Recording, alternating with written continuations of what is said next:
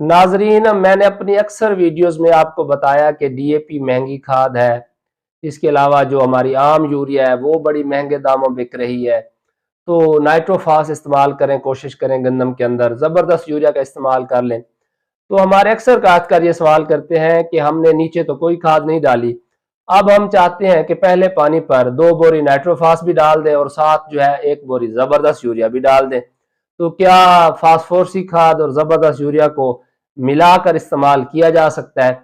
सबसे पहले मैं आपको बताता चलूं कि ये एक जो कंट्रोवर्सी पाई जाती है कि जो जिंक है वो और फास्फोरस इनके दरमियान कम अज कम 15 दिन का वक्फा होना चाहिए और इनको जो है वो इकट्ठा इस्तेमाल नहीं करना चाहिए, उससे फिक्सेशन हो जाती है। तो ये दरअसल एक कंडीशन है कि जब आपकी जमीन के अंदर 14 पीपीएम से भी ज्यादा फास्फोरस मौजूद हो, सरप्लस मिकदार में फास्फोरस मौजूद हो, तो और आप जब जिंक इस्तेमाल करें वो भी वाफिर मिकदार में इस्तेमाल करें, तो फिर तो ये होता है कि एक दूसरे का जो है वो असर वो जायल होता है। मगर आपने देखा होगा, अगर आप महकमाना सिफारिशात पर भी नजर दौड़ाएं तो आपको अक्सर जो है वो जिंक बावक्त बिजाई जिंक और बोरान का इस्तेमाल करना सिफारिश किया जाता है। मसलन आप 72 जमीन में गंदम काश्त कर रहे हैं, आपने डीएपी खाद का छटा दिया, बीज का छटा दिया और आपने बाद में जिंक का भी छटा दे दिया, तो आपको परेशान होने की कोई जरूरत नहीं है, क्योंकि जमीन का एक अपना मैदा है, उसकी अपनी एक बफरिंग कैपेसिटी है। जहां जिंक गई है उसने अपना जमीन के साथ रिएक्शन करना है और जो आपने फास्फोरस डाली है वो अपनी जगह। हाँ, अगर आप डीएपी भी डालते हैं एक ड्रम के अंदर और जिंक सल्फेट भी इकट्ठा डाल देते हैं, तब इन्होंने आपस में रिएक्शन करना है। मगर जो जबरदस्त यूरिया है ये है बायो एक्टिव जिंक, इसके अंदर जिंक सॉल्युबलाइजिंग बैक्टीरिया है जो जिंक को फिक्सेशन से बचाते हैं, इसे मोबिलाइज करते हैं, सॉल्युबलाइज करते हैं।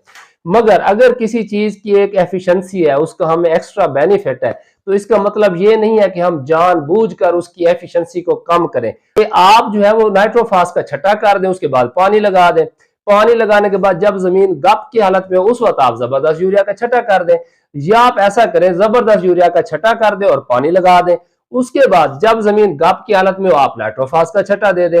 तो आपने जरूर एक ड्रम के अंदर नाइट्रोफास और जबरदस्त यूरिया को मिक्स करके फ्लड करना है।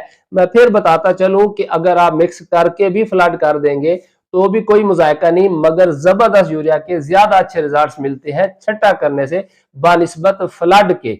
और इसके अलावा वो जो आप जिंक और फास्फोरस को मिक्स कर रहे हैं, यानी वहां पर बैक्टीरिया मौजूद है, वो उसको फिक्सेशन से तो बचाएंगे, मगर उन बैक्टीरिया की आप एफिशिएंसी कम कर रहे हैं।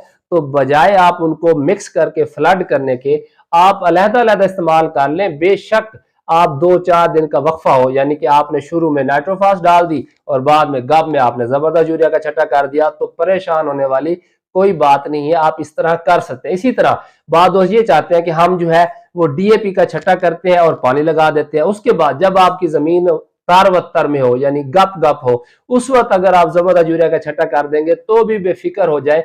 हाँ, मैं इसे धान के अंदर डीएपी, नाइट्रोफास, जबरदस्त यूरिया ये सिफारिश में इकट्ठी नहीं करता, क्योंकि वहां पर पानी खड़ा रहता है। अगर आप नाइट्रोफास और जबरदस्त यूरिया इस्तेमाल करना चाहते हैं तो कर सकते हैं।